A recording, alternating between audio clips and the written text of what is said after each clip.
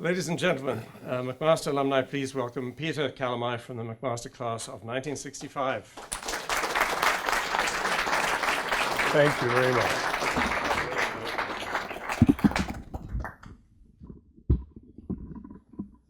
I don't think you've left me much to say, since I mostly like to talk about myself anyhow. I should say that I do have a jacket like that. I just can't fit into it anymore. And the title, I must explain for those who aren't from journalism. When journalists get together, they sometimes tell stories to each other. Some of those stories are sometimes even true. But when somebody says, well, I think I'll follow up on that, what you say to them is check that for print, meaning it's okay to tell around a campfire or over a few drinks, but I wouldn't go putting that into print without checking it. So anything I say today, you want to check it for print before you do anything with it.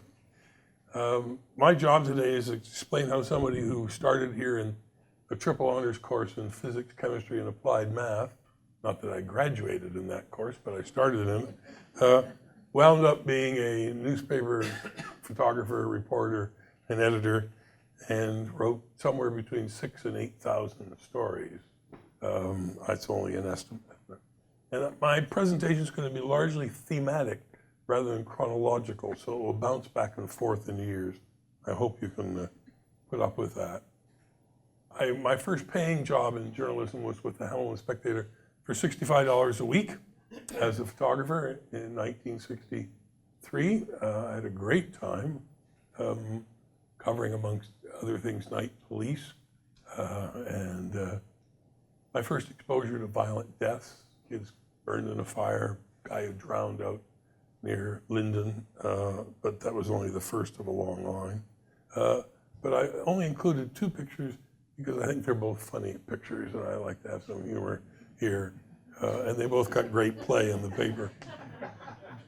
The Spec wouldn't hire me back next summer. Denny Harvey, the managing editor, said I'd grown too big for my britches. So I went off and worked in Ottawa for Dominion-wide photos. The woman on the left, for people who don't know, is Charlotte Whitten, who was then the mayor of Ottawa, and that's a very typical pose, very typical.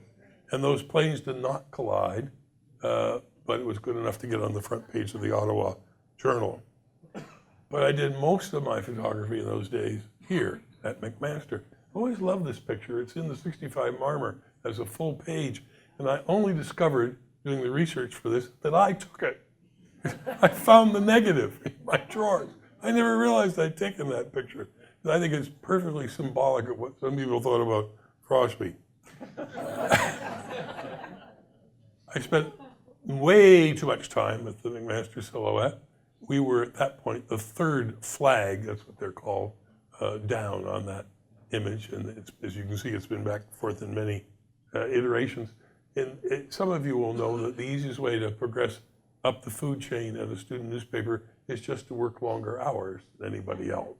Just turn up and say, I can do that, I can do that. So I progressed up the food chain, was managing editor, and was appointed assistant editor in 1960 for the 1964-65 silhouette with Doug MacArthur as the editor.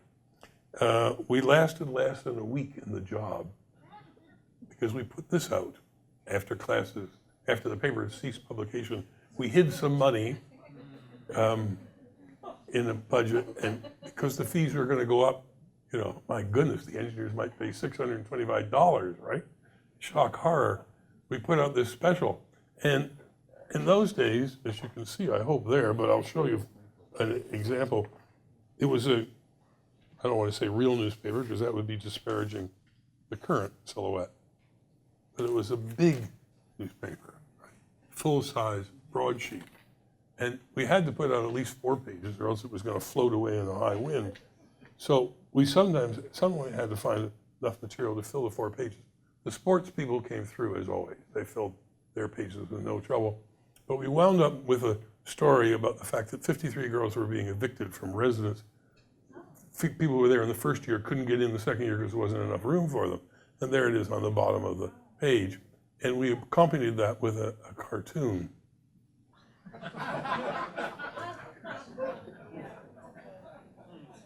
Now, you may think it's the cartoon that caused the trouble, you know, referring to virginity at a university that had been Baptist up until 6 years previously. But it wasn't the cartoon that caused the trouble. It was that photograph of Dean Marion Bates that I had found in the midst of a negative of a whole bunch of people at a reception at 3 o'clock in the morning when we needed a picture of her. And I thought, that'll do, and whipped it into the paper. And the two things together resulted in Doug MacArthur and I being fired for lack of sensitivity and judgment. And if you don't think those words are engraved on my heart and that I will wear them for the rest of my life, you don't understand, you know, what that can do to a young man at the time, right? You know? Our faculty advisors, one of whom had been a former editor of the paper, Gordon Vickert, and the other was Berners Jackson, pointed out to the university that, in fact, the university couldn't fire us because they didn't hire us. We were hired by the Board of Publications, right? The Board of Publications, if they reported to anybody, and that was always disputed, reported to the student council. So there was no way we could be fired by the university. Their climb down to save face was that they suspended Doug and I until September after we'd written our exams. So since neither of us had any intention of being anywhere near Hamilton for the whole summer, this was not too hard to take. However, by Christmas, Doug had resigned because we were putting out 2 issues a week, and I had become editor through abdication. We had really good innings then in 65, 66, and we came home from the annual meeting of the Canadian University Press with 3 trophies. The one for Best Student Weekly, which we'd won 13 out of 18 years, the one for Best Sports Coverage, they're being held by the sports editor, and the one for Best Cartoons, they're being held by Jan Falcom. And I show you this picture in all its glory because this is how it appeared on the front page of the Silhouette. And those black lines you see are grease pencil. And they were put there to tell the people in Grimsby to crop the picture on the bottom and on the top and on the side. But did they crop it? No. They ran it with the crop mark still in it. So this picture celebrating what a great job we've done ran to show what a bunch of oofs we were, right? We couldn't even get that part right. We did a lot of fun things in those years. And we also did some fairly respectable journalism. Doug Beckett wrote a 24-page supplement about the history of McMaster University, the first one ever published. The university followed up with its own later, but it was groundbreaking. But one of our fun things was to do the gag issue. And in those days, there was only one gag issue. It wasn't every issue. And many of the stories of it were, in fact, true. The idea was you had to distinguish which ones weren't true. They all had a catchphrase in them, you know. So in this case, any story that wasn't true, the people in it were visibly shaken. And if it really wasn't true, they were visibly shaken, and rightly so, right? And of course, the Scrap Med School story was a complete fabrication, but it really worked because one of us saw a professor pick the paper up from the box and say, "Why are we always the last to know?"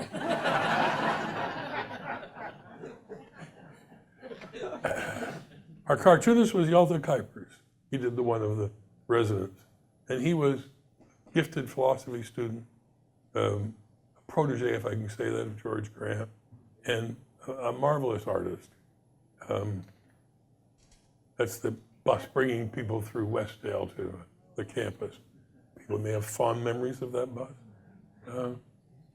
And we sent him to Quebec when the Queen came in to visit Quebec, and he produced this wonderful, absolutely wonderful cartoon. He was killed in a car crash in 1970, and a great loss to the world of philosophy and certainly to the world of journalism if he'd gone on there. President Dean referred to my time at the Hamilton Spectator. By the way, journalists of my age don't refer to careers. They refer to jobs. We didn't have career paths. We didn't know what a career path was. We knew what finding the next job was. That was our idea of a career. Anyway, this is what I did at the Hamilton Spectator. And they were all interesting beats. And I got some very good stories on some of them. Urban renewal in particular proved that the members of the Board of Control in Hamilton were buying land up through their wives' names along the York Street route. But I point out briefly editor of the Night Final, and I was editor of the Night Final briefly because I can't spell.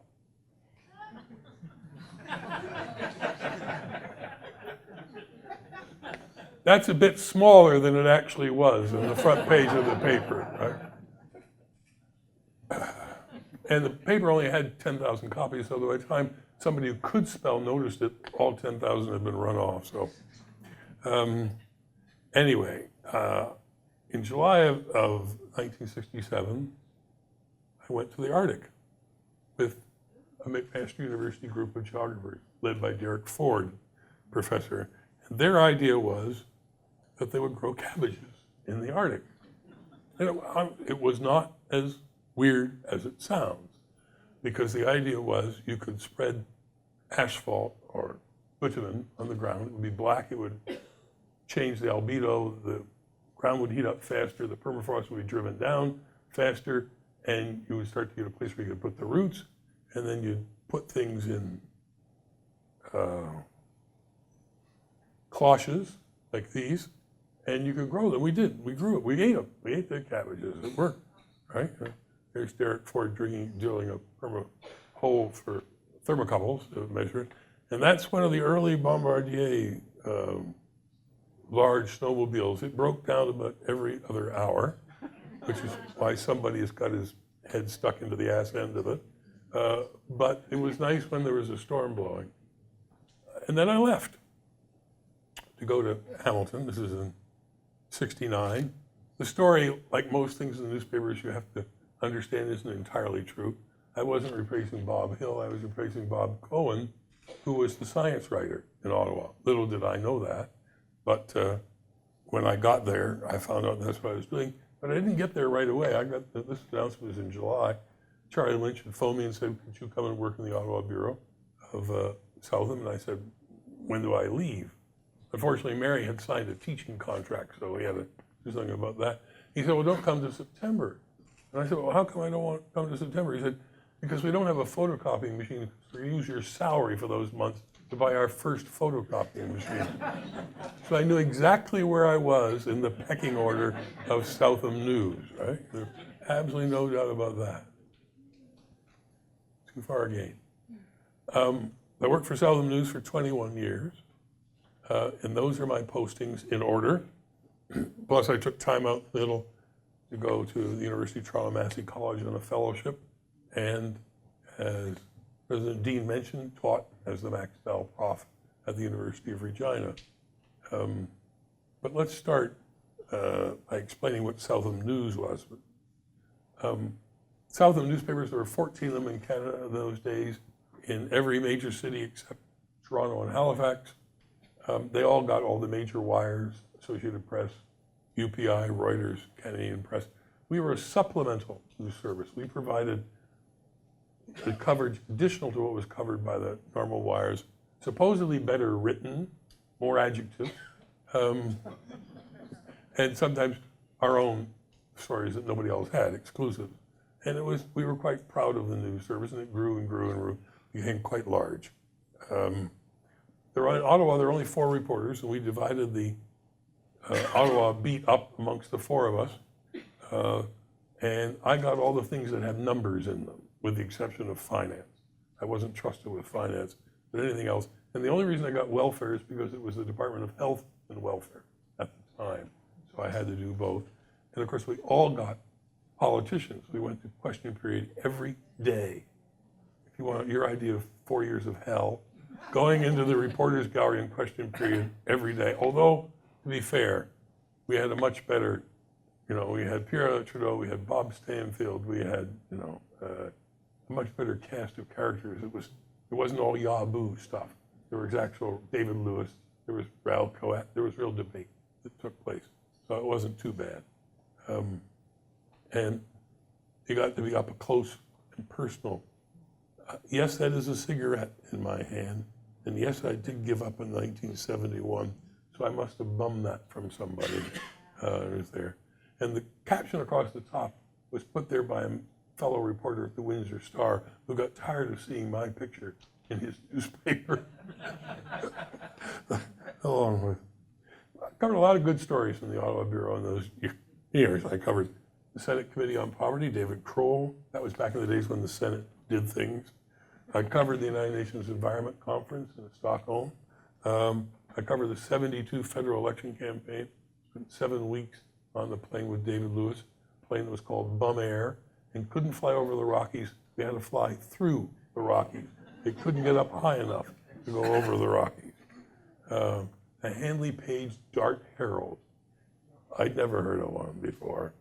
But I guess one of the least usual stories I covered was Apollo 16. Now, of course, Apollo was becoming a bit routine at that point, but after Apollo 13, you never knew.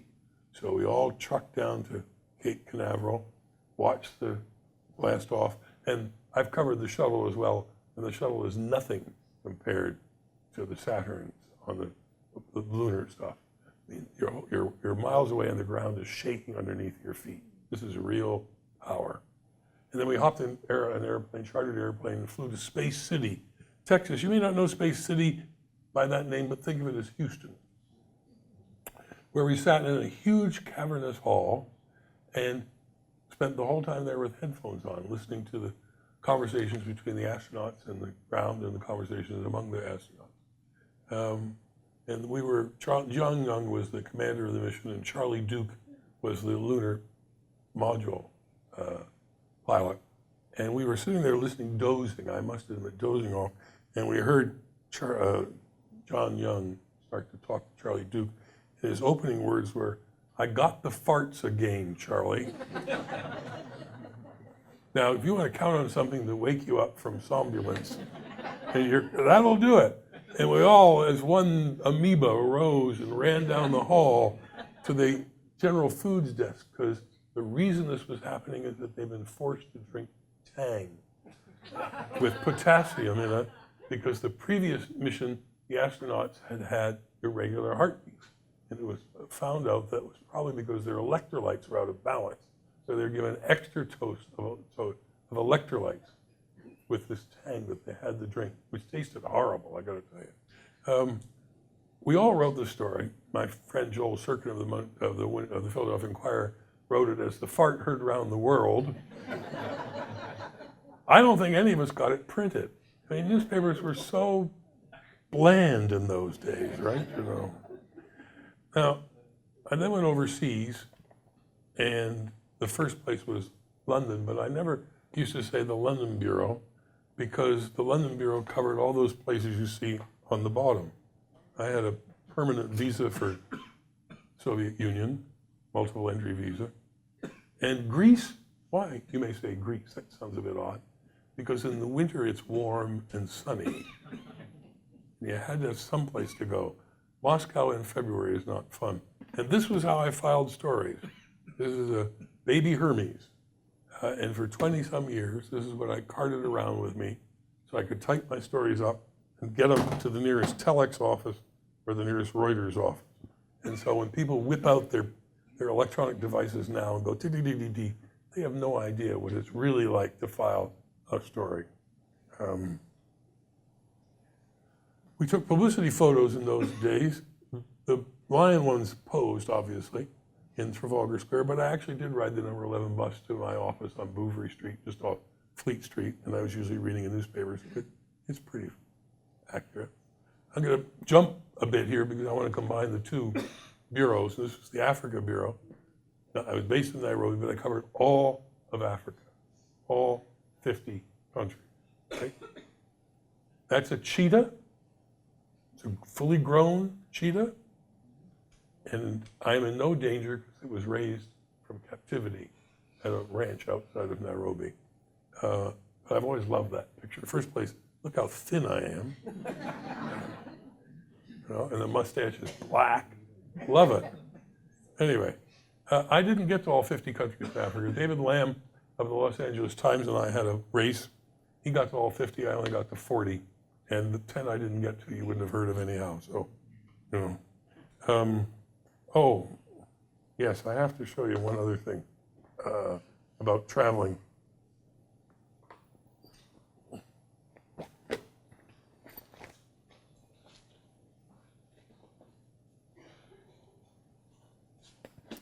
This is one of my passports from those days. And the problem about traveling as much as I did then, those days, was your passport filled up before it expired. So they would put accordion pleats in the back of it, right? To give you extra space for extra visas so that you could keep using the same passport. They don't do that now. They make you buy a new passport, which is really awkward if you have a valid visa in there for, as I did for the Soviet Union, because they were hard to get. But in those days, external affairs, foreign affairs was somewhat more accommodating. They were so accommodating, well, I'll show you in a second, but the press cards for Africa and for East Africa, I have a wall full of them, as most reporters do who've served overseas. This is one of my 3 passports. This one is valid for travel in South Africa only, because you couldn't go to other parts of Africa, particularly not Nigeria, with a South African stamp in your passport. It wouldn't let you in. So you had a passport just for South Africa. I also had a passport just for Israel for exactly the same reason. You couldn't go to Syria or any of those places if you had an Israeli stamp in your passport, right? The problem was I'd take the wrong one out at customs. I should have color-coded them. I never thought of this, right?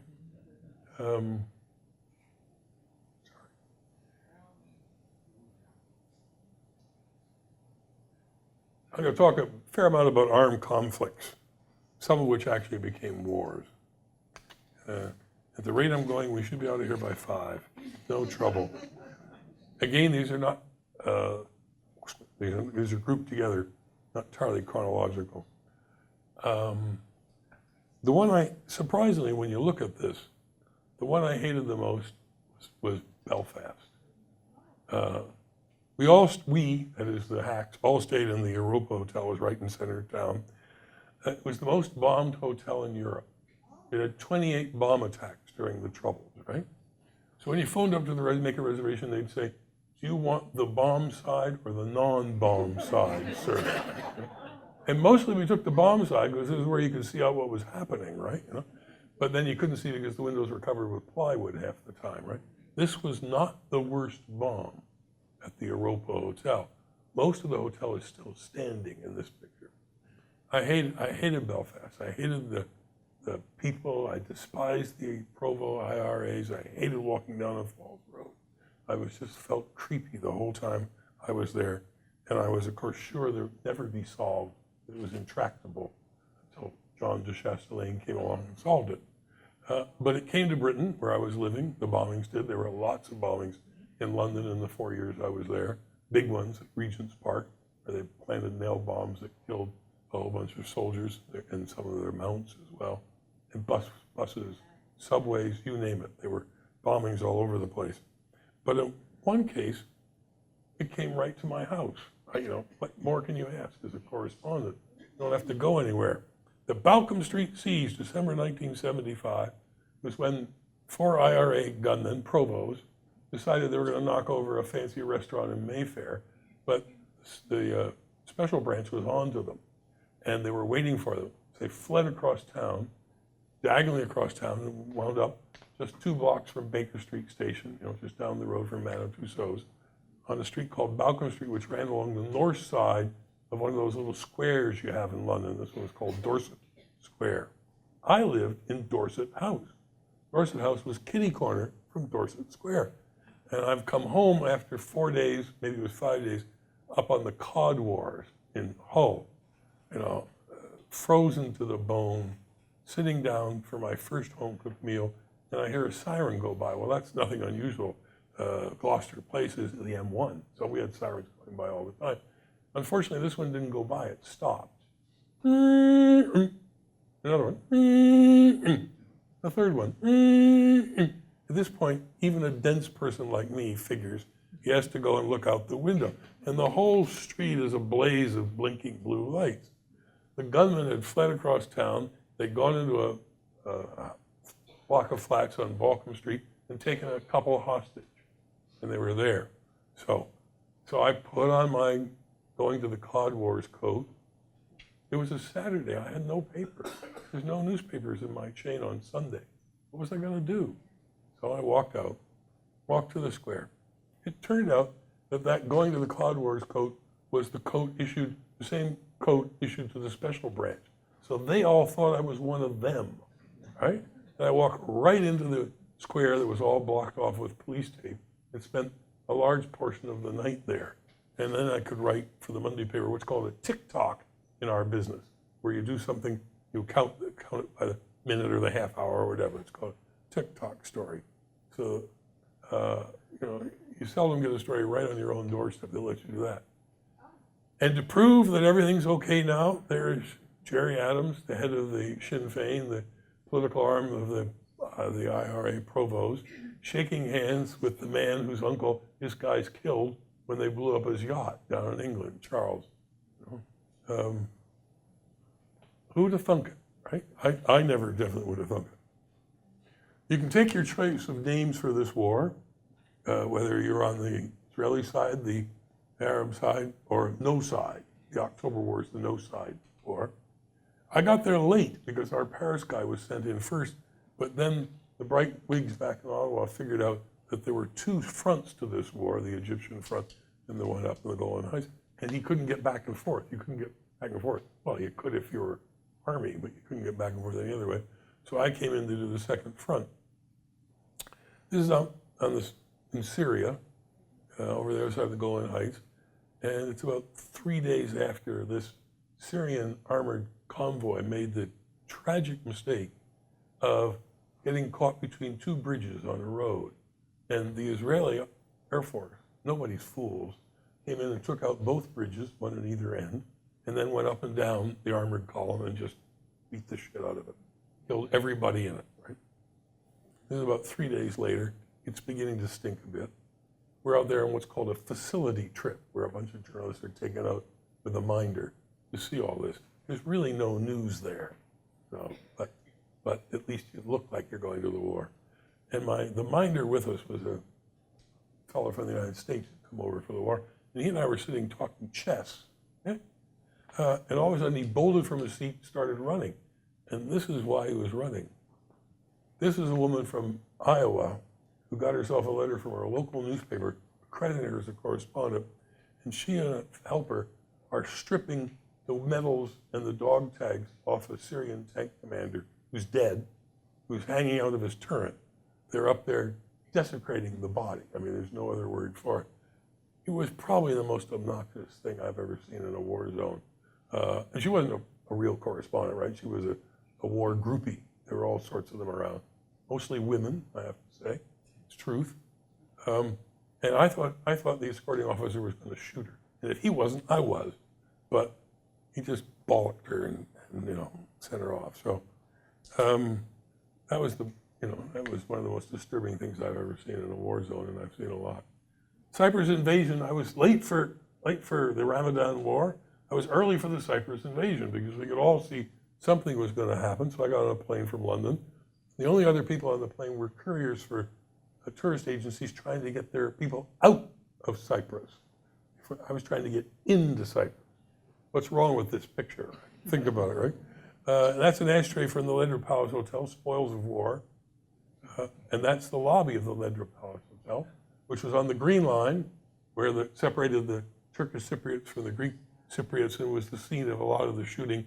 It had a marble coating, marble sides all throughout the lobby. And I learned that bullets ricochet off marble like nothing else, right? So when the Greek Cypriots would stand up and fire off a burst outside, the Turks, who had heavier weapons, would fire back inside. And no matter where you were, a bullet was going to come somewhere near you because they just zinged around like an arcade game. Bing, bing, bing, bing, bing. Not a happy place to be, but a good place to be for stories. And it was a great Canadian story because the Canadians were the main troops on the Green Line. And they had to rescue their own commander in a firefight, and they had to get Canadian civilians out of there. So for me, writing for Canadian newspapers, it doesn't get much better than that. Unfortunately, the Greeks, when they came ashore, shot up the local PTT, telephone exchange, And I couldn't get a telex line out. It turned out later there were 2 operating telex lines in the city. They were in the basement of the Reuters correspondent and the basement of the Associated Press correspondent, but I didn't know that. So I hopped on a plane to Lahr, Germany, first to Cairo, then to Lahr, Germany, filed my copy there, got on the same plane coming back with the next group of commandos, Commando 2 unit from Edmonton, the recon group coming in. And there was no place for me to sit, so I was sitting on a box in the middle of the plane. And as we're coming into the airport, I look down and I see it says grenades in the box upstairs. So I said to the captain, the head of the recon unit, I said, what happens if this plane gets hit? He says, you'll never know. Luckily, the plane didn't get hit. So this is a Greek press pass. This is a Turkish press pass. And if you have both of those, you can do this. And you need both of them because you're passing through the lines. Tiny little pieces of paper like that, typed up on a machine somewhere, are the key to stories, and sometimes the key difference between life and death. If you don't have them, you're in big trouble. Rhodesia, Zimbabwe. This is a family of poultry farmers. They look like poultry farmers, don't they? Displaying how people were arming themselves, the white settlers, so don't call them settlers when you're there, against the terror attack from the terrorists, chain link fence all the way around, trenches dug for claymore mines, and then armed. The woman is holding a Ruzi. A Ruzi is the Rhodesian-made equivalent of an Uzi. I could kill everybody in this room with a Ruzi or an Uzi. I couldn't hit anything farther away in those windows, right? Very effective weapon for doing this in a crowded room, because it shoots a lot, makes a lot of noise as well. Almost impossible to jam. The safety on it isn't that great, I must tell you. But nonetheless, so there they were. I'm sure that little girl never fired that pistol, but nonetheless, that was one of the many, many propaganda pictures in this war. Here's an example of one of the tamer ones, a Rhodesian Scylla scout getting these black men to confess or not confess to their role in some barbaric thing. I'm not going to show you the worst pictures because they were really quite terrible on both sides. But this will give you an idea. This is not uncommon front page from the Rhodesia Herald. Terrorists massacre workers. 27, yes, these are on a sugar plantation, right? And those are the bodies all laid out so we in the press can take pictures of them to show how bad these terrorists are. Right? The terrorists did similar things, nonetheless. I made a major mistake here. I entirely misjudged Robert Mugabe. I had interviewed him in a guerrilla camp in Zambia, and I thought because he was trained by Marist priests, Canadian Marist priests, and he spoke a good line, that he was going to be a peaceful leader. He turned out to be, well, you know what he turned out to be. And so that was my mistake. And I continued on that line. I was at the Independence Day celebrations when some tear gas caught those of us down on the field. It was there to keep tear gas to keep the crowds out. And I wrote this completely inane piece about peace and prosperity coming to Zimbabwe. Not the worst I've ever done, but pretty bad. I came in at the tail end of Uganda. Idi Amin had already been thrown out by the Tanzanian army. This is a famous picture of 4 British businessmen carrying him through the streets of Kampala on a litter, with a Swedish businessman holding the umbrella, often not mentioned. This is the luxury hotels that you stay in as a foreign correspondent. This is the Speak Hotel in downtown Kampala, which had the advantage of having thick stone walls, something you really want when people are firing RPGs, rocket-propelled grenades around. And you can have that because they won't come through. But there was no food, I might say. The Washington Post correspondent and I carried in peanut butter, Edam or Gouda cheese, and some crackers. And one day, the very excited people said, there's chicken, come down and have chicken. So we came down and had chicken. It was fruit bat. I know fruit bat when I see fruit bat, and it was fruit bat, let me tell you. Election day. If you're ever a cynic about the democratic process, go to a country that hasn't had a free election in 17 years and watch what happens. Uganda's on the equator. It's hot as hell. It's not like Nairobi, 6,000 feet up. It's hot as hell there. And these people stood from, midnight the night before until the polls opened in the morning. And there were all sorts of small problems with the ink pads not working and everything else. They stood for hours and hours and hours to vote. And then they watched the ballot boxes being brought in, right?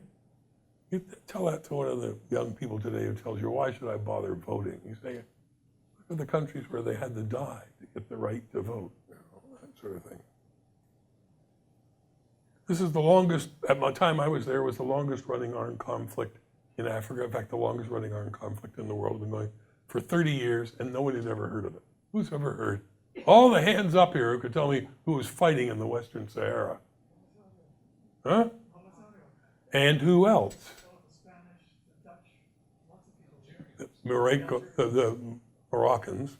The Algerians didn't actually fight. They just supplied the Polisario, who were the representatives of the Sawarian, the native people there. And it wasn't really much of a shooting war. It was much more of a propaganda war than anything else. With green marches by the Moroccans. The Mauritanians finally pulled out. They couldn't put up with it. But the Moroccans, it was our heartland. They were going to try to keep it. Anyway, I went there. I went around the Sahara Desert for, I think, 3 days. If only I'd thought to bring proper goggles, I would have been a much happier camper, I'll tell you. Not only is it hot, but it's gritty to do this.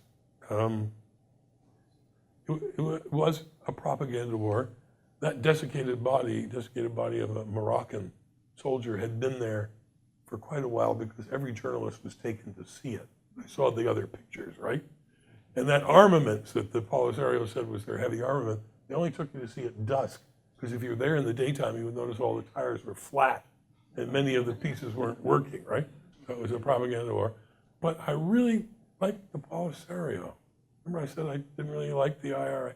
There's no rhyme or reason to this. I really like these people. They were proud and independent people. The first thing they did in their refugee camps was build schools for the children, right? I mean, I took to them. I thought they deserved to win this war. And then I wrote what I thought was a damn good story about a war that nobody had ever heard of. And it turned out nobody cared of because it didn't win the National Newspaper Awards as it should have that year, but what the heck? What can you do? Refugees are a story throughout Africa. And I went to 2 major refugee areas, Somalia and Sudan. In Somalia, I was with a care group, and the mosquitoes were terrible. And I'd given up taking my anti-malaria tablets because it was affecting my eyesight. So I was really quite worried about it. But I luckily didn't get it, but lots of other people there did. And diphtheria. This is what the camp looked like in the Sudan where the Eritreans were.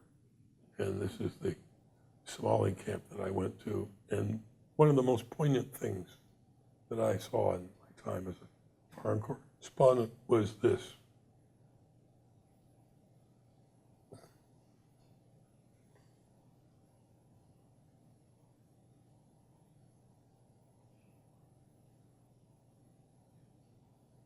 Little rock pile, because the ground was too hard to bury the body. There were things beyond shooting. I got to go on a Pierre Trudeau death watch. You probably know that the Prime Minister of Canada, the President of the United States, when they travel, at least when they're supposed to, always have the media with them. Now, I always thought it was silly to be on the Prime Minister's plane, actually, because if the plane goes down, how do you file the damn story? But there wasn't any problem there. Trudeau didn't offer us seats on his Challenger. He was on his way to Salzburg for a Club of Rome meeting, Limits to Growth, for people who remember that farce. But he stopped in St. Moritz to go skiing. Who is the only male correspondent, in fact, the only correspondent in Southam News who didn't ski? So they sent me from London. so I could stand out at the bottom of the hill and see if his body came down, right? You know, that was my whole purpose in life. And on the second to last day, the next day we were going to fly out to Salisbury. He could fly out whenever he wanted to. He had his own plane. But we had to go commercial from St. Moritz to Zurich and from Zurich to Salisbury.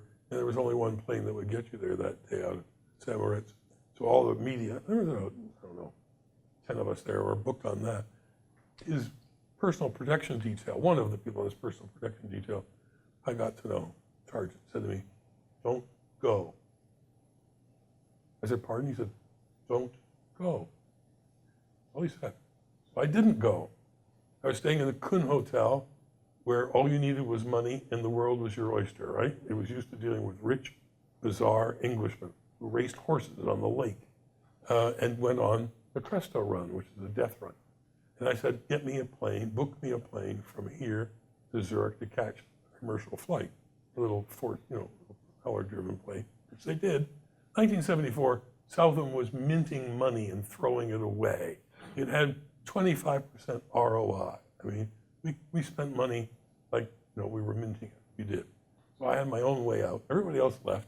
The next morning, I hop in the RCMP escort car, and we go out to the Cresto Run, which is a one-man luge run with no steering on the luge and no brakes. Brake with your feet, which have little ice picks on them. And of course, Pierre had to do this, right? And Ivanhead, who was with him, had to do it as well. And I was the only Canadian journalist there. So I got pictures of him skiing, sledding. I got pictures of him having his helmet put on, pictures of him with Trevor Eaton and a whole bunch of other rich people there. And then I got the story on the front page of the Montreal Gazette, which was the hardest paper in our group to get a story in the front page of, for various reasons. C'est pas un problème comme les autres, and I was very happy about that. There's a long story about how I actually got it there, but I've only got 11 minutes left and I've got 30 minutes of material. So I won't tell it right now. The headline is self-explanatory. I went to Prague because of the Charter 77 that had just been issued by Václav Havel and a bunch of other intellectuals saying, we would like a democratic country. Now, this was terrible things as far as the occupying Soviet forces went. I tried to interview them, and this is what happened to me. This is the Reuters copy coming out on the 24th day of the 4th month of 1977. They took away his note saying they had no time to translate and check them. I'm still waiting for them. I'm also waiting for all the expense account receipts, which they also took. Now that's a blessing because I can make it all up, right? And I did, believe me. They put me on the next plane to Moscow where I had a multiple entry visa, so that was fine. And we lodged an official protest over this, and I was PNG'd. Anybody know what PNG'd means? You got the first one right. Persona non grata, right? Could not go back to Czechoslovakia. I think I probably could go back now. But I like to be thinking of myself as PNG'd in Czechoslovakia. So, and this was another sad story. It wasn't a war story, but it was about a very interesting part of Cape Town called District 6, right at the foot of Table Mountain that looked out over the ocean. Beautiful view. It was, in fact, too good for the people who lived there, were Cape Coloreds. Cross between the Boers and the blacks, and despised by both sides, basically, in South Africa. And they were forcibly evicted from these homes over a period of time. 35,000 non-white residents were evicted. The homes were fixed up, you can see them starting, and turned over to whites. But the most poignant thing, there's Table Mountain. The most poignant thing was this. I went through the graveyard with somebody I knew, and I saw this gravestone. These were overgrown because the people were moved so far away they couldn't get back to tend the graves of their. And these are patent medicine bottles. And I said to her, why are there patent medicine bottles on the top of this gravestone? She said, well, the parents, was a little girl, she was less than 2. Parents couldn't get a doctor. There wasn't a doctor who would treat them. There was no hospital there. But they went and from the local dispensary got all the patent medicines they could. Daughter died anyhow. So they put the bottles on top of the grave because they wanted everybody to know they'd done the best they could for their child. Well, it's hard to think of anything more poignant than that, isn't it?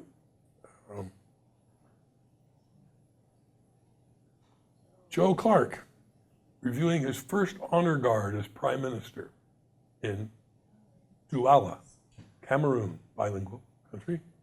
I bet the boy from High River never thought he'd be reviewing an honor guard in Kampala, in Cameroon.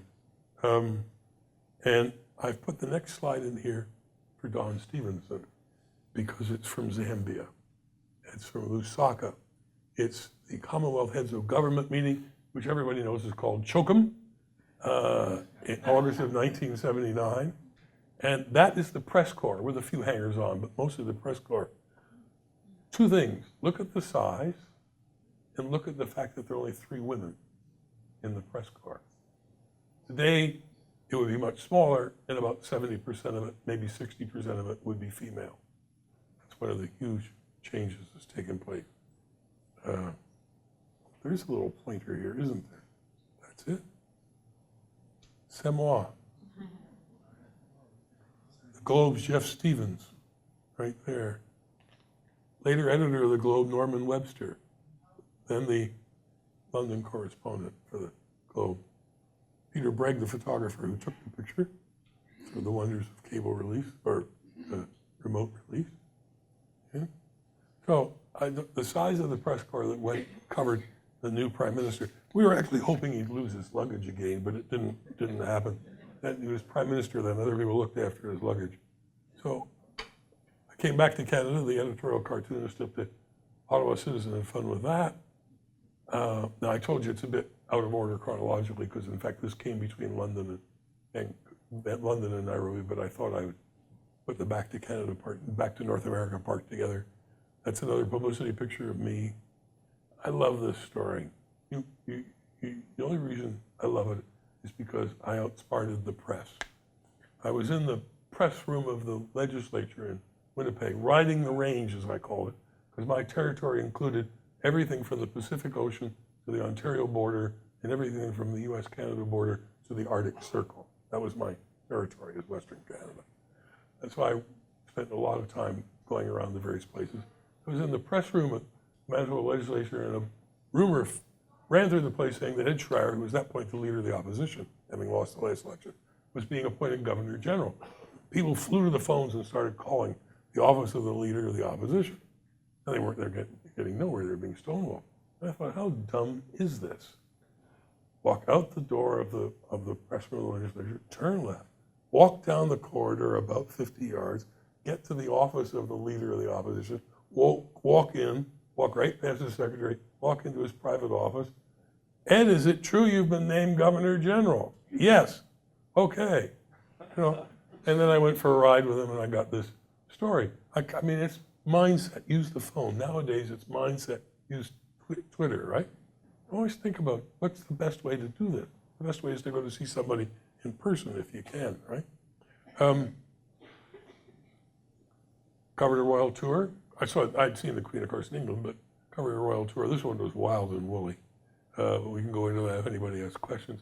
This was the fun part of it. That's a Joe Fafard terracotta sculpture, which he did for her visit back in '77, but which she never saw because an overzealous official hid it away, thinking it was bad for her to see it. I found out about that at the time, and I wrote a story. Who locked the Queen in a vault over the holiday weekend? Not us, said government protocol chiefs from Ottawa. Not us, said Buckingham Palace. Not us, said the Commonwealth Games Foundation. I did, said Tom Tittle. Can you believe it? How could I be so lucky? Assistant manager of the city's prestige private golf club, which is where this was being shown, right? They locked it away. So I wrote about it. That's not the original story. That's a follow-up. And I found out that Joe Favard was having a big exhibit in the McMaster Gallery. I went down, saw him, and I said, do you remember when the problem in Edmonton? He said, do I remember it? I've got your story up on my gallery wall. I said, well, why would you have my story on the gallery wall? He said, because of that, the National Gallery bought that sculpture. The very first one of mine they ever bought. You started me at the National Gallery. And so every time I go past the horses there and everything else, I think, me, I did that, right? First of 3 papal tours in Mexico.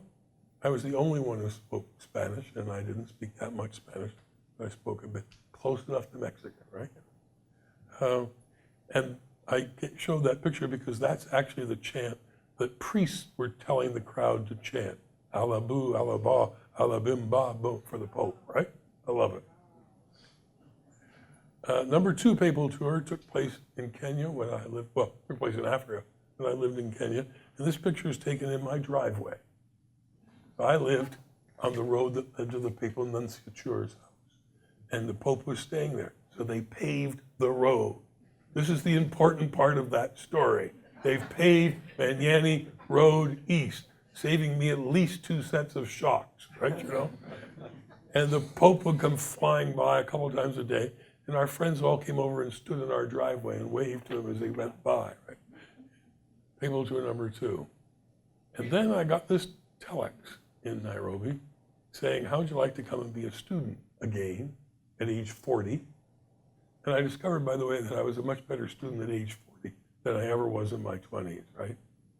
It's wasted on young people, it really is. And so I went, Massey College, where you got to wear robes for dinner. Whoa! Oh, and you could wear cutoffs underneath. You didn't actually have to, clothes on, but you got a robe. And then I went on to Ottawa as the national correspondent. Lisa Laflemme was the national correspondent before she became a host. National correspondent is known in the trade as the big foot. Whenever a really good story develops somewhere in the country where you have a local bureau, or in our case, a local newspaper, you swan in, push the local people aside, and take over the story for the wire, for the network, right? You can imagine how much you're loved as you move across the country doing this. So I spent half my time doing that with stories like Farley Mohan, being turned back at the border, and my other half of my time covering the Supreme Court of Canada, and I'm actually in the history of the Supreme Court of Canada, the Dixon Court, with a contribution. It was a great time. All the major charter cases came down while I was there. This is the follow-up to the Farley Mohan story. After $10,000 and 4 years, we got the files from the FBI that showed that the RCMP had been snitching on any Canadian who was just a tiny, tiny, tiny bit left of center, like members of the Windsor Town Council, like the Travelers, you name it.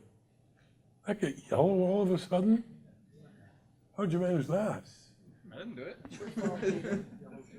Did I touch something that made it go yellow? No. Okay. Yellow journalism comes. Second term in academia, President Dean referred to it, University of Regina, Max Bell Chair, where I made the mistake of dealing with the opportunity that the South African ambassador was coming to Saskatchewan for reasons that he didn't divulge. But I knew this because I was teaching a course of foreign corresponding, and every 2 weeks I did the rounds of all the embassies in Ottawa and picked up their old newspapers and took them out for my class. I got to know the people in the South African embassy, and they said, our ambassador's coming to Regina.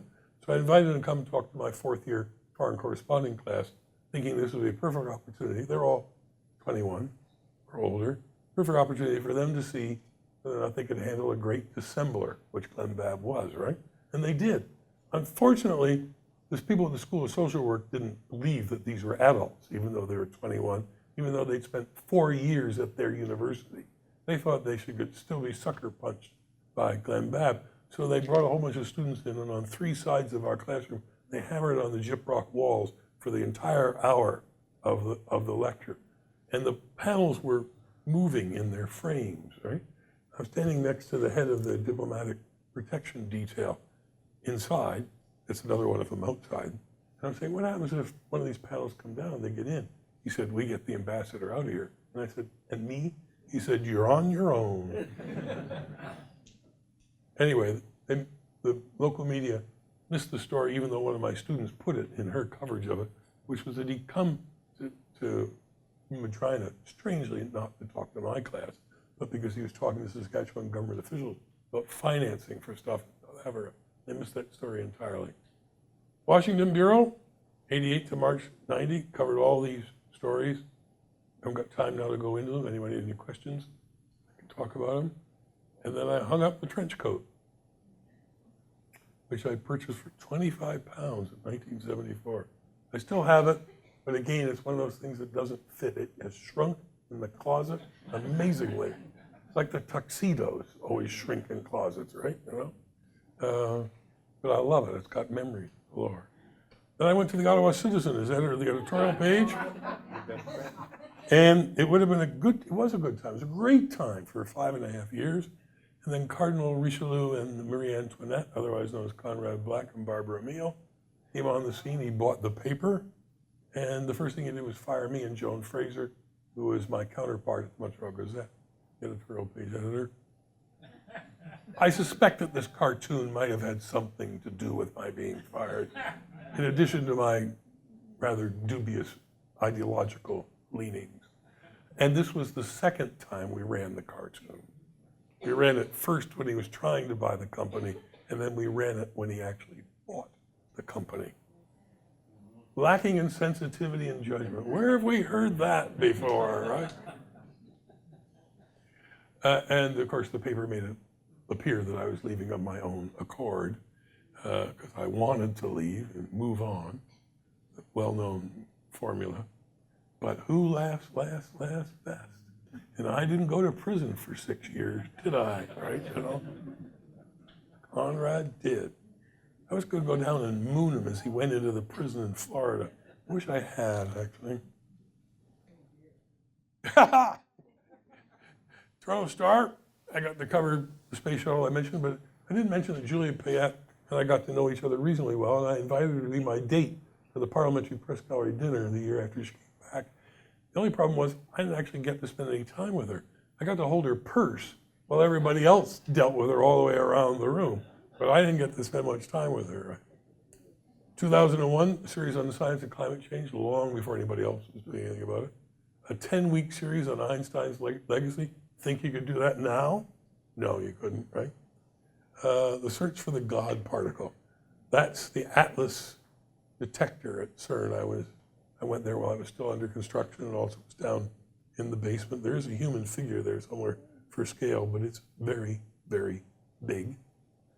Then on 3 Arctic expeditions, 2 of them on the converted icebreaker, the Amundsen. That was the first. Second, I went to Eureka, El Dorado. That's the northernmost research station in the world. It's at 80 degrees, just above 80 degrees. The weather station's only at 79, 59, but that bit is just one bit more. It makes it at 80. And then I wrote about that. Great place. A lot of fun there. And then this. Can we run it? Yellow though it may be. Yep.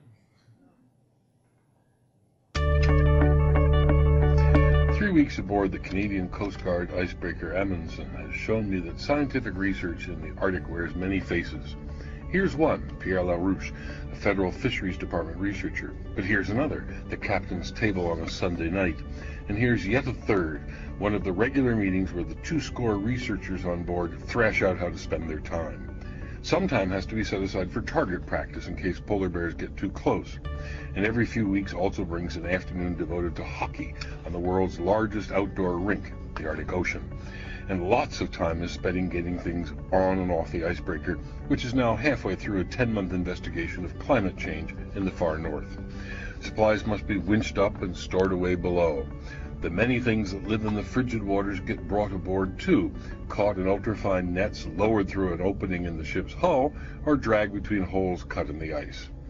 As well, heavy steel boxes are plunged to the ocean bottom to bring back mud, and researchers dangle over the side in a cage to gather ice and water samples. Taking to the air is another way of getting off the Amundsen, whether it's a weather balloon or a helicopter carrying scientists to set up a day camp 50 kilometers away. Ice dominates the scientific work. Sometimes it also produces beauty like these frost flowers made of sea salt or this misty vista. but largely it takes the form of utilitarian ice cores. Dozens and dozens of ice cores laboriously extracted daily. Meltwater from ice cores is checked under microscopes for tiny critters that herald the arrival of spring, and also analyzed for minute traces of mercury in an airtight laboratory. Another means of locomotion lets researchers investigate how contaminants move between the air and the ocean. This sled, crammed with specialized detectors, does that work. Yet, in the end, all this sophisticated research depends on the seamanship of the Canadian Coast Guard. When the ice is only recently reformed, the ship glides as placidly as its shadow, with the red bow knifing cleanly through the ice floes. But you can also encounter tough pressure ridges that require ramming, and nighttime struggles when Captain Lise Marchand demands full thrust from the 6 diesel-electric engines. When even that power isn't enough, the crew and scientists have to weaken the icy grip by perforating the floes with augers. Finally, however, we are tucked into a secure new berth, providing safe access to the ice floes. So now a Norwegian scientist can anxiously peer into seawater filters for amphipods, the marine harbingers of spring in the Arctic. From just south of Banks Island on the western edge of Canada's Arctic archipelago, this is Peter Calamai of the Toronto Star. Now, when I went up there, I didn't know I was going to do this. And all I had with me was a tape recorder, not a digital tape recorder, and a very inadequate camera. And then I got the word that I should do this, and so the sound quality isn't what it should be. I think the pictures are okay, to tell you the truth. I'm not going to go through stories I have missed because they're just too embarrassing and we haven't got enough time. But I should tell you about the story I wrote that was false. Papal Tour number 3. I spent a lot of money to get this story. I poured drinks down the throat of a man with the wonderful name of Pascal O'Toole, who was the deputy press secretary for this trip, because I knew when the Pope went up to speak at Fort Simpson, I was going to be out of deadline time for the afternoon newspapers, time difference and everything else. So I wanted advance text of the speech, and the Pope's speech are all written in advance and checked 18 ways from Sunday, right? About 4 o'clock in the morning, a plain brown envelope was slipped under my door at the hotel in Edmonton. So I go and it's the speech. So I write the story, right? And the story says in it, the advance text of the papal address, right in it. And on the top where you can't see it, it said, editors hold for release by wire, is what you normally do when you write for an advance text.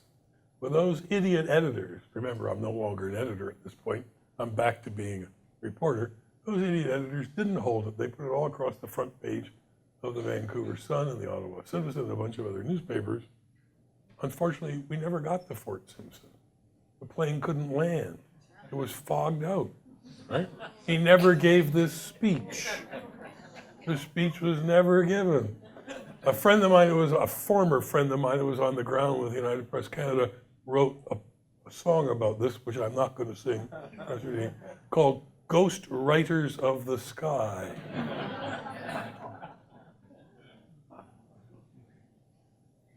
There's the actual story. I mean, I filed a story when he did get down in Yellowknife, but there's what actually happened. And several of the papers had to run these little shamefaced things about. President Dean mentioned some awards. There are four of which I'm particularly proud, and I want to talk for a minute quickly about them. This is the raw copy for my first National Newspaper Award, a feature award for famine in Africa, which I discovered 4 years before the CBC discovered it and sent Brian Stewart over. 4 years later, they found out there was a famine as well. But you can see that I owe a lot to editors, like how to spell efficiency and things like that. Thank goodness, right? So, and they had to add punctuation, like that. This is the second award, Spot News Award, from the trial that Colin Thatcher was charged with the murder of his ex-wife. And time was a real problem here because the court sat to about 4 o'clock in Saskatoon time, which was already 6 o'clock back in Ottawa and Montreal. And the Montreal Gazette was jumping up and down and going purple in the face if they didn't have the copy by 7 o'clock So I wrote this story in my head. It's always what you're doing when you got that sorts of problems. And then in a panic when I got back. And I liked the story, even though it's gruesome. The reason I liked it is because the reason this was made so much of in the trial is a hired killer, which was the defense, would never have done this. A hired killer would have taken a gun and gone, bang, you're dead, right? This is someone who hated that woman to do this to her. This was part of building a case for the prosecution, right? The publisher of the Ottawa Citizen yanked it after the first edition, and it won the National Newspaper Award that year for Spot News, and I have pointed out to him every year since that he took it out of the paper, and it won the National Newspaper Award. He's a former reporter, so I can get away with that. Being at the trial made me realize, there were 10 print media people there, that we all had different quotes in our stories. The things inside direct quotation marks were different. How could this be? So when I got back in 85, 86 as the Max Bell Prof, I got the transcript of the trial, and with the help of a researcher, we compared all the quotes in all 10 newspaper accounts with what was really said, because we knew the transcript was accurate, and found that 25% of the quotes were wrong. Because you couldn't use a tape recorder in a court of first instance.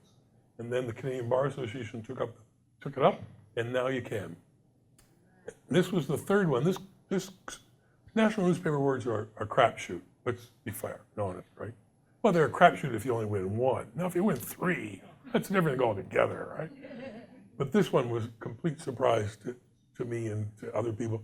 This is an analysis of a Supreme Court of Canada judgment on roadside breathalyzers, the Deadman case. And it was written as an analysis, and it was given the award in Spot News. I didn't understand it. The Chief Justice told me privately he didn't understand it either, but okay.